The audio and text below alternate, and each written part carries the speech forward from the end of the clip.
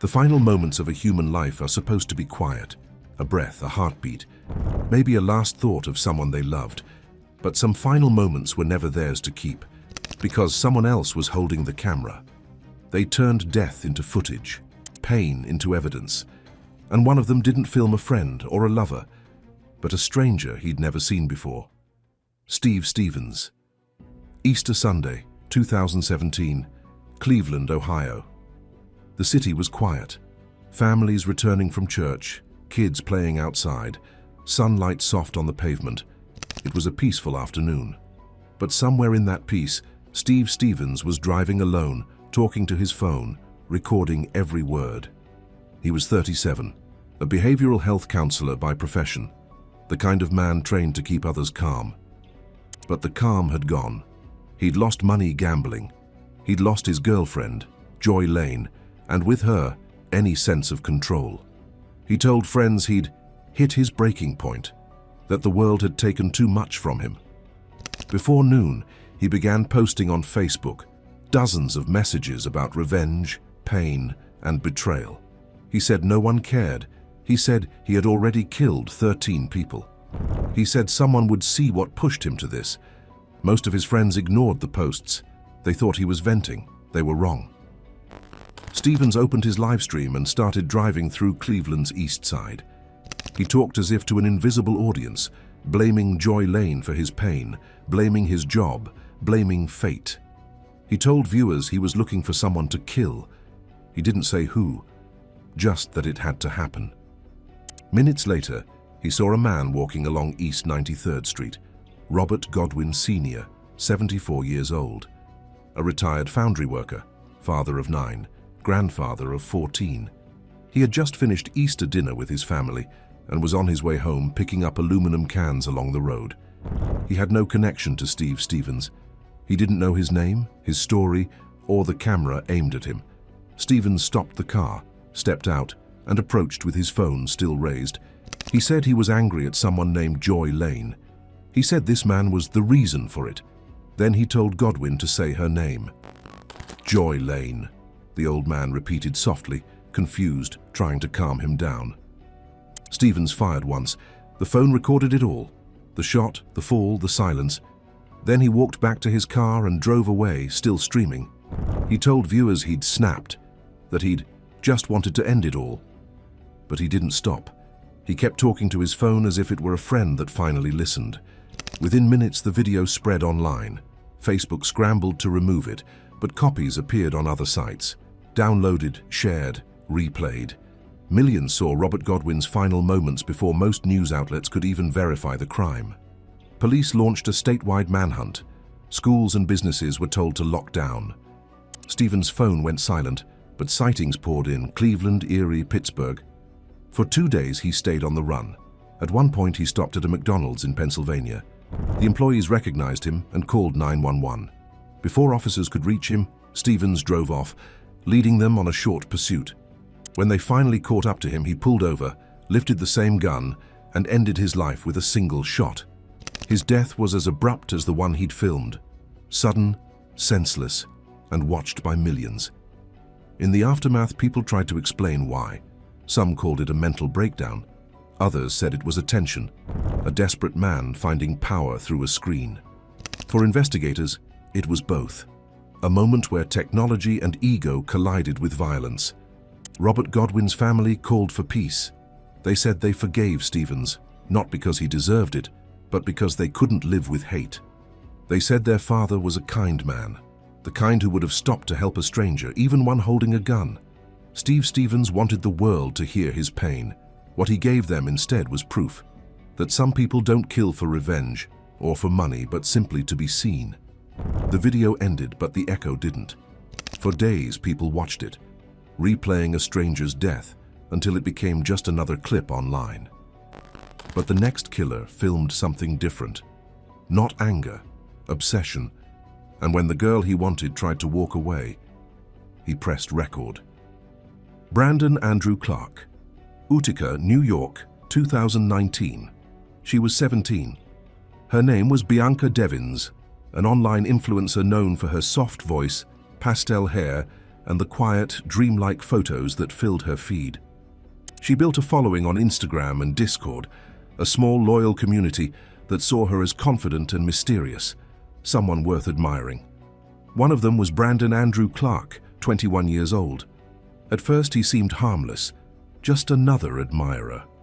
But in his mind, admiration became ownership. He messaged her every day, followed her to concerts, told her that she made him feel alive. When she called him a friend, he heard something else. When she tried to pull away, he refused to let go. On the night of July 13th, they went to a concert together in New York City. She met other friends there, smiled, took pictures, danced. Clark stayed behind, watching, silent. Something inside him broke that night, and he decided the world would see it. In the early hours of the morning, he drove Bianca back to Utica. They argued in the car. She told him she didn't owe him love, that she was done pretending. Clark parked on a quiet street and reached for his phone. He turned the camera on himself first, smiling faintly, breathing steady, before turning it toward her. Bianca whispered one word, "Stop." He didn't. He killed her there, inside the car. Then he posed her body, took photos, and uploaded them to social media. The first post read, "I'm sorry, Bianca." Another said, "I'm ending it too." Within minutes, the images spread. Some users reported them, others shared them thinking it was fake, a horror story unfolding in real time. Police found Clark hours later under a tarp beside her body. His throat was cut, but not deep enough to kill him. He asked officers for his phone. He said, "Let me post one last picture." The world already had enough. In the days that followed, the story went viral, not because of who Bianca was, but because of what he did. People dissected her life, her photos, her clothes. They debated whether she led him on, as if that could explain what he'd done. Once again, the killer controlled the narrative. Investigators found everything had been planned: the camera, the setup, the message. Clark told them he filmed because he didn't want to forget, but memory wasn't what he wanted. He wanted power, to make her silence last forever. Brandon Clark was sentenced to 25 years to life. He still writes letters from prison, signing them with her name. Bianca Devins was buried in a pink casket covered in photos, images her family saved before strangers could twist them into something else. Her mother said she was more than what he made her. But online, her death became another spectacle, replayed by people who never knew her. Luca Magnotta.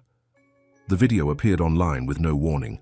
Its title was simple, almost absurd: "One lunatic, one ice pick." At first, people thought it was fake. Another internet myth, the kind no one wants to believe is real. But it was. The man in the video was Luca Magnotta, a 29-year-old model and escort who'd been trying to become famous for years.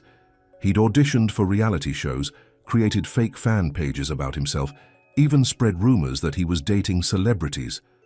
When that didn't work, he found another way to be remembered. He'd spent years testing his audience, posting videos of animal cruelty under fake names, waiting for attention that never came. But this time, he wanted something bigger. He wanted the world to know his name. In May 2012, Magnotta met Jun Lin, a 33-year-old student from China studying at Concordia University. Jun Lin was gentle, private, a man who came to Canada for a better life. He had no idea he was walking into a trap. Magnotta invited him to his apartment. Cameras were already set up. The bed was neatly made, the lights positioned just right. To anyone else, it looked like an ordinary night. But Magnotta had been preparing for this moment for weeks. The next day, a video began circulating through underground forums. It showed Magnotta stabbing Jun Lin with an ice pick, then dismembering the body. The sound of muffled pleading could be heard, the words faint but unmistakable. "Don't, please." When police found the footage, they confirmed what everyone feared. It was real. Jun Lin had been murdered on camera, and Magnotta was gone. He'd already mailed body parts to political offices in Ottawa, along with cryptic letters and blood-stained notes. The rest was found in suitcases behind his apartment: a torso, a hand, a knife, and a camera. Every object documented his need to be seen. What followed became one of the largest international manhunts of the decade. Interpol issued a red notice. Magnotta fled Canada, traveling through France and into Germany, always one step ahead. But even in hiding, he couldn't resist the attention. He read every article about himself, commented under fake names, searched his own name hundreds of times a day. He wanted to watch himself become famous. Days later, German police found him in an internet cafe in Berlin. He wasn't running. He was online, reading about the manhunt that carried his name. When they arrested him, he didn't resist. He just smiled. Back in Canada, the trial was surreal. Psychiatrists described him as narcissistic, detached from reality, obsessed with performance. He showed no emotion as the court played parts of the video, no reaction to the horror he'd created. In his mind, he wasn't a killer. He was a director, and John Lynn's death was his masterpiece. Magnotta was sentenced to life in prison without parole for 25 years. He later claimed voices told him to do it, that he was misunderstood, a scapegoat of fame. But the truth was simpler. He wanted the world to remember him, and it did. The internet never forgot his video. It spread across sites, censored, mirrored, hidden, but always resurfacing. Even now, more than a decade later, the name Luca Magnotta lives in that space between myth and memory, where cruelty is confused for fame. He said the camera made him feel alive. The next killer believed it could make him complete. And when his victim whispered the words, "Do it now," he did. Armin Meiwes, Rothenburg, Germany. It began not with rage, but with curiosity. In 2001, a 41-year-old computer technician named Armin Meiwes posted an ad on a fetish website. He wasn't looking for sex or companionship. He was looking for someone who wanted to be killed and eaten. Most people who saw it thought it was a fantasy, but one man didn't. Bernd Jürgen Brandes, a 43-year-old engineer from Berlin, answered the post. He said he was serious. He said it was his wish to die that way. And over the next few weeks, the two began planning something neither of them would survive. They met at Meiwes' home, an old half-timbered house on the edge of a quiet German village. Cameras were set up in the bedroom. A table was prepared. Everything was arranged as if it were a dinner for two. Only one of them knew what would be on the menu. The video that followed was never released publicly, but investigators later described it in detail. It showed Brandes, calm and composed, sitting naked at the edge of a bed. He looked directly into the camera and said, "Do it now." And Meiwes did.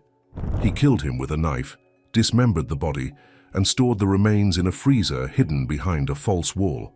Over the next several months, he cooked and ate parts of Brandes's flesh, documenting everything on tape. When police finally found the footage, it was clinical, methodical, almost surgical. There was no anger, no thrill, just a man completing a ritual. When he was arrested in December 2002, Meiwes didn't deny anything. He told officers exactly what he'd done and led them to the evidence himself. He said Brandes had wanted it, that it had been an act of mutual understanding. He even called it a beautiful death. Forensic psychologists called him polite, intelligent, articulate, and utterly detached. He spoke about the killing the way someone might describe a recipe. He said he finally felt complete, that eating another person made him feel a part of someone forever. The case stunned the world. Germany had no law for consensual killing at the time, and prosecutors struggled to define it. Was it murder or assisted suicide? The courts decided it was murder. Meiwes was sentenced to life in prison. He later said he regretted it, that he'd realized what he'd done was wrong, and that he now felt haunted by his act. But the videos told a different story: quiet satisfaction, measured calm, and a man who believed he'd found a purpose inside death. Armin Meiwes filmed not for fame or lust or power, but for meaning. He thought he'd found it in another man's willing death. But the next killer never asked for permission. He filmed because he wanted to know what power felt like in a dying breath, and he thought he felt it when he heard the words, "Please stop." Alexander Pichushkin. Moscow, early 2000s. He wanted to play a game. That's how Alexander Pichushkin described it later. a game played on a chessboard, 64 squares, 64 victims, one for each space. He was known in the press as the chessboard killer, but to the people who met him he seemed ordinary, polite, quiet, the kind of man who blended into the grey of the city. No one saw what he was building inside his mind. Pichushkin's fascination with killing began when he was a child. After his father left, he grew isolated, bullied for his speech and temper.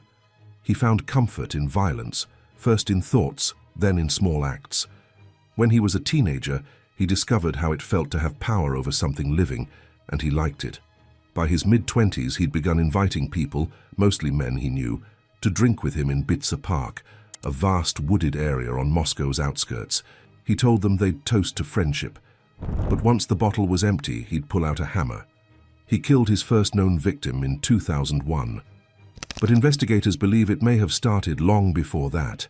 He said it wasn't about anger, it was about control, about deciding when someone took their last breath. Rumors later surfaced that he'd filmed one of the murders. The victim's voice, faint and terrified, was said to be heard begging, "Please don't."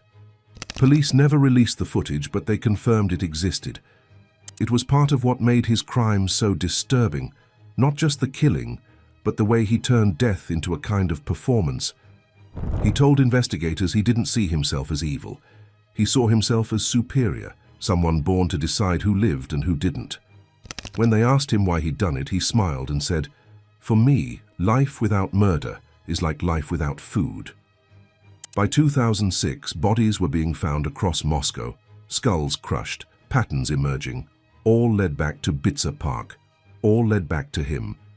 When police searched his apartment, they found his chessboard.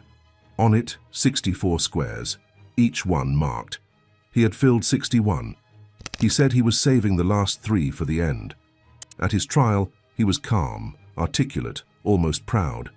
He said killing made him feel alive, that he'd never planned to stop. The courtroom watched as he described his crimes in perfect detail. No hesitation, no remorse. He was convicted of 48 murders, though investigators believe the true number is much higher. He was sentenced to life in a Russian penal colony, a place where silence is the only sound that remains. Alexander Pichushkin didn't film for fame, or love, or ritual. He filmed for the moment of begging, the instant where a human voice breaks. Because for him, that sound wasn't horror, it was satisfaction. And the next killer didn't hide either. He walked into a school with a camera and a gun and filmed what came next. Vladislav Roslyakov. Crimea, 2018. It looked like a school morning like any other. Students filled the hallways of Kerch Polytechnic College, laughing, talking, rushing to class. Some carried books, one carried a shotgun. His name was Vladislav Roslyakov, 18 years old. Quiet, withdrawn, invisible in the way only lonely teenagers can be. Teachers remembered him as polite, distant. Classmates said he was strange but never dangerous. He didn't speak much, but when he did, it was usually about weapons and about Columbine. For months he'd been planning something that no one around him saw coming. He studied the American school shootings he idolized, read the manifestos, watched the videos. He wanted to make one of his own. On October 17th, he walked into the college wearing a white shirt, gloves, and a black backpack filled with ammunition and homemade explosives. He began shooting as soon as he entered the cafeteria. Students screamed, stumbled, and ran. Some thought it was a drill. It wasn't. Roslyakov moved from room to room, firing at random. He set off bombs that filled the building with smoke, recording parts of the rampage on his phone as he went. The footage was shaky, chaotic, the camera capturing fragments of horror between bursts of sound. There were no words, only panic. By the time it ended, 20 people were dead, most of them students. Dozens more were injured. When police arrived, they found Roslyakov in the library. He had turned the gun on himself. The video from his phone was later recovered, blurred, partial, but enough to show what he wanted. He wasn't documenting fear. He was documenting his power, the smoke, the screams, the stillness that followed. He wanted them to be remembered. Investigators compared his attack to Columbine. He dressed like one of its shooters. He mimicked their poses, their weapons, their walk. But his film wasn't about imitation. It was about ownership. his own version of infamy.